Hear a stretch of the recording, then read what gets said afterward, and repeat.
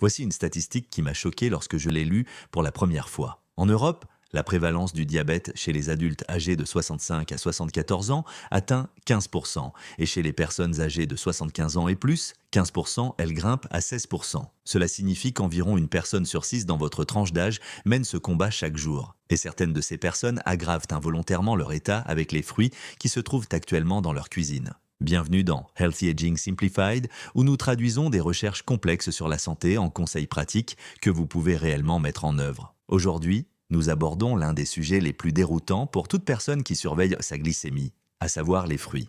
On vous a toujours dit que les fruits étaient bons pour la santé. Mangez-en 5 par jour, nous rappelle sans cesse le NHS. Et oui, les fruits peuvent tout à fait faire partie d'une alimentation saine. Mais voici ce qu'on ne vous dit pas toujours. Tous les fruits n'ont pas le même effet sur votre glycémie. Et certains peuvent faire des montagnes russes dangereuses à votre taux de glucose, surtout lorsque vous vieillissez. Au cours des 20 prochaines minutes, je vais vous révéler 7 fruits qui peuvent faire grimper votre glycémie plus rapidement que vous ne le pensez, vous expliquer les raisons scientifiques de ce phénomène et surtout vous montrer des substituts simples qui vous permettront de consommer des fruits en toute sécurité. Mais restez jusqu'à la fin car je vais vous donner un conseil bonus sur le moment où consommer vos fruits afin de réduire jusqu'à 30% leur impact sur votre glycémie. Laissez-moi vous poser une question. Avez-vous déjà mangé ce que vous pensiez être un petit déjeuner parfaitement sain? Peut-être des fruits et du yaourt pour vous sentir complètement épuisé 2 heures plus tard. Ce coup de barre que vous avez ressenti n'était probablement pas dans votre tête. Il s'agissait d'une chute de votre glycémie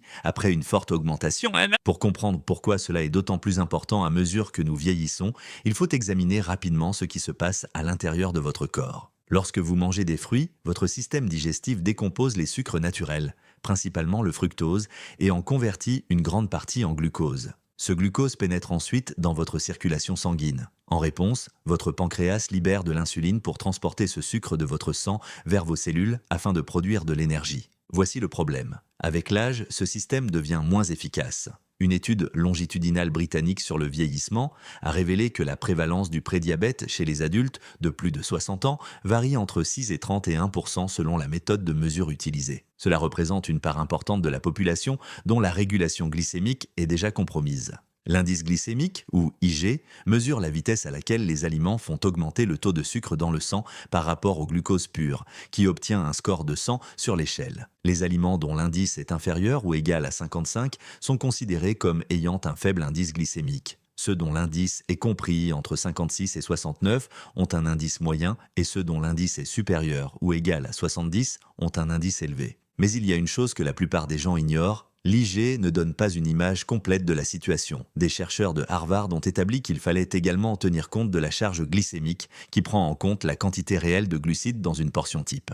Un aliment peut avoir un IG élevé, mais rester raisonnable si la portion contient peu de glucides dans l'ensemble. Cela nous amène à la raison pour laquelle certains fruits peuvent être particulièrement problématiques. Lorsque le taux de sucre dans le sang augmente de manière répétée, plusieurs choses se produisent dans votre corps. Tout d'abord, votre pancréas doit faire des heures supplémentaires pour produire de l'insuline. Au fil du temps, cela peut entraîner une résistance à l'insuline, vos cellules cessant alors de répondre correctement aux signaux de l'insuline.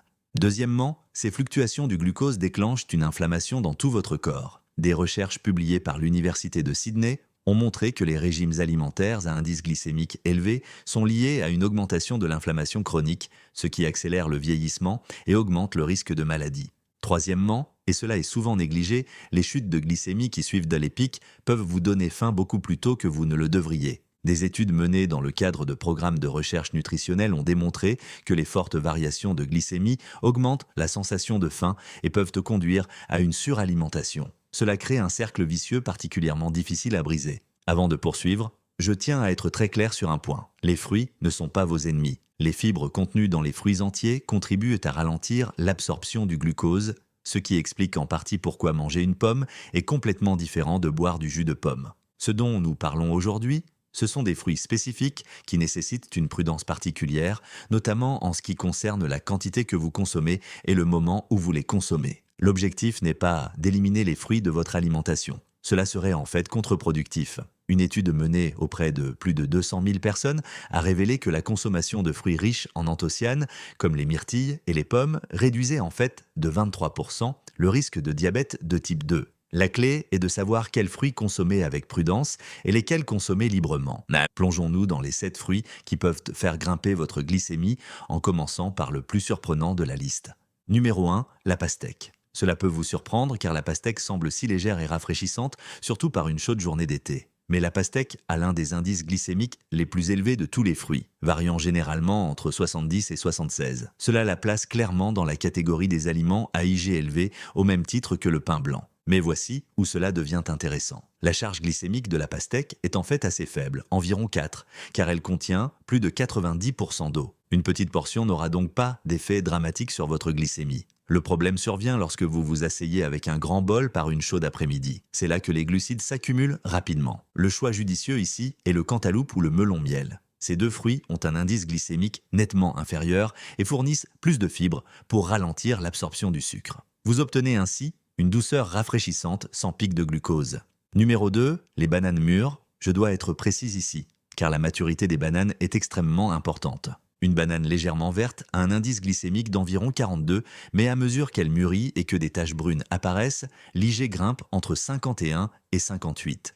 Voici l'explication scientifique derrière ce phénomène. À mesure que les bananes mûrissent, leur amidon résistant se transforme en sucre simple. C'est pourquoi les bananes mûres ont un goût beaucoup plus sucré. Mais pour la gestion de la glycémie, cette transformation pose problème. Si vous aimez les bananes, choisissez-les légèrement sous-mûres, lorsque la peau est encore principalement jaune avec un minimum de taches. Vous obtiendrez les mêmes avantages nutritionnels, notamment le potassium qui favorise la santé cardiaque sans la réponse glycémique prononcée. Numéro 3, l'ananas. L'ananas a un indice glycémique modéré à élevé, variant généralement entre 56 et 66 selon son degré de maturité et sa variété. Bien qu'il soit riche en vitamine C et en bromélaïne, une enzyme aux propriétés anti-inflammatoires, la concentration en sucre de l'ananas peut surprendre. Une seule tasse de morceaux d'ananas contient environ 16 grammes de sucre. Cela peut sembler peu, mais n'oubliez pas que votre corps assimile rapidement le sucre de ce fruit, surtout lorsqu'il est consommé seul. La solution n'est pas d'éviter complètement l'ananas. Il suffit de limiter les portions, par exemple en ne prenant que quelques morceaux plutôt qu'un bol entier, et de toujours l'accompagner de protéines. L'ajout d'un peu de yaourt grec ou d'une poignée de noix ralentit considérablement le taux d'absorption. Numéro 4, les mangues. Voici un fruit qui surprend beaucoup de gens. Les mangues ont un indice glycémique compris entre 51 et 60 et une seule tasse contient environ 23 grammes de sucre. Cela représente près de 6 cuillères à café de sucre dans une seule portion. Près de 90% des calories contenues dans les mangues proviennent de sucre naturel. Si les mangues offrent une excellente teneur en vitamines A et C, leur densité en sucre les rend difficiles à gérer pour le contrôle de la glycémie.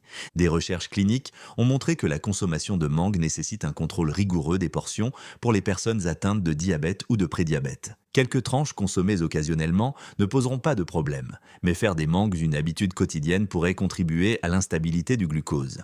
Numéro 5, les raisins. Les raisins sont particulièrement délicats car il est très facile d'en manger trop. Ils sont petits, sucrés et parfaits pour grignoter sans y penser. Avant même de vous en rendre compte, vous en aurez consommé une grande quantité sans vous en apercevoir.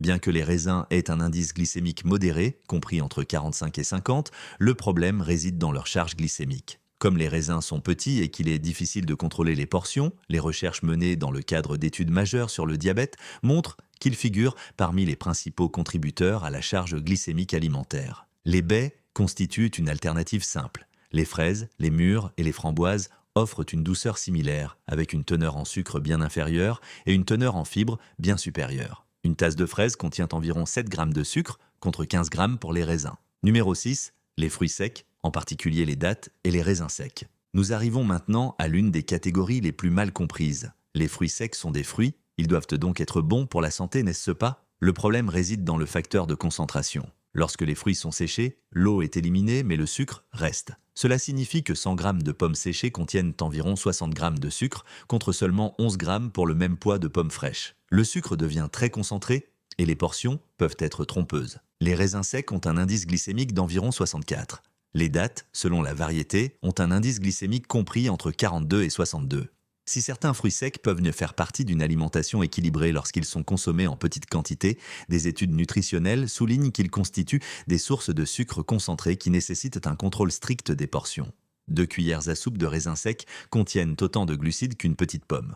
Pourtant, psychologiquement, ils sont considérés comme un encas plutôt que comme une portion complète de fruits. Ce décalage conduit de nombreuses personnes à en consommer trop sans s'en rendre compte. Numéro 7. Les jus de fruits, même s'ils sont 100% purs. Je sais que techniquement, les jus de fruits ne sont pas des fruits entiers. Mais je les inclus dans cette liste car de nombreuses personnes de plus de 60 ans en boivent en pensant que cela équivaut à manger des fruits. Ce n'est absolument pas le cas. Lorsque les fruits sont pressés, les fibres sont éliminées. N'oubliez pas que les fibres sont vos alliés car elles ralentissent l'absorption du glucose et empêchent les pics de glycémie. Sans fibres, les sucres contenus dans les jus de fruits pénètrent rapidement dans votre circulation sanguine.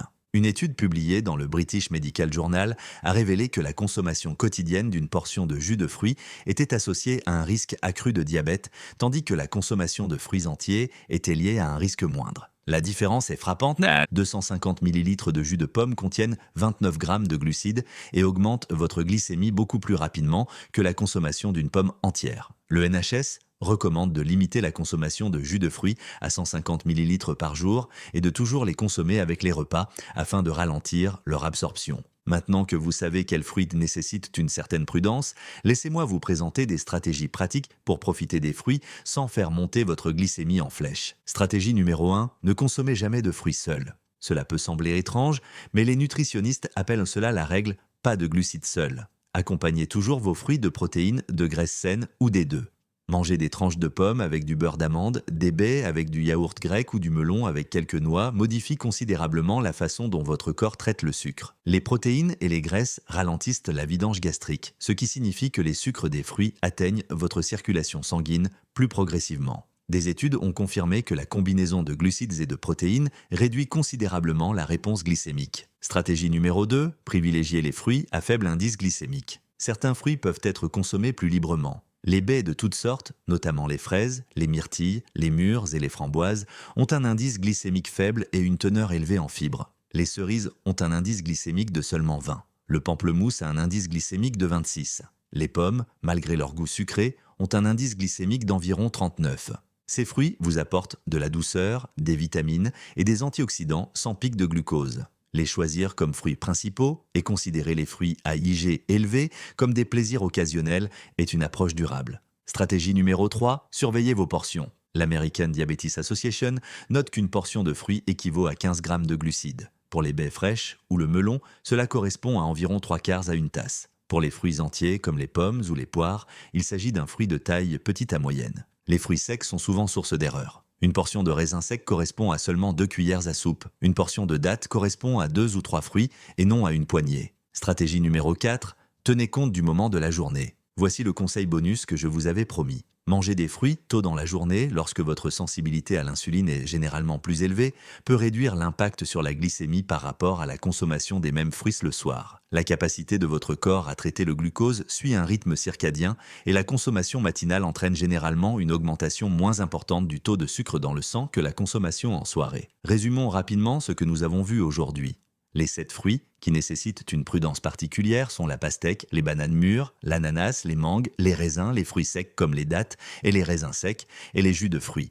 Pour consommer des fruits en toute sécurité, il convient de toujours les associer à des protéines ou des lipides, de privilégier les fruits à faible indice glycémique comme les baies et les cerises, de contrôler soigneusement les portions, en particulier pour les fruits secs, et de les consommer le plus tôt possible dans la journée. Passons maintenant à l'information supplémentaire que j'ai mentionnée au début. Voici un élément que la plupart des médecins ne soulignent pas suffisamment. La maturité des fruits est plus importante que la plupart des gens ne le pensent. À mesure que les fruits mûrissent, leurs amidons se transforment en sucre simple, ce qui augmente leur impact glycémique. Ce phénomène est bien documenté pour de nombreuses variétés de fruits. Choisir des fruits légèrement moins mûrs, en particulier les bananes et les mangues, peut réduire considérablement la réponse glycémique tout en conservant les bienfaits nutritionnels. Cela ne signifie pas qu'il faille manger des fruits durs ou désagréables. Il s'agit simplement de consommer les fruits à leur maturité optimale plutôt que d'attendre qu'ils soient très mous et sucrés. Si vous avez trouvé ces informations utiles, vous devez regarder ma vidéo sur les 5 meilleurs aliments pour stabiliser la glycémie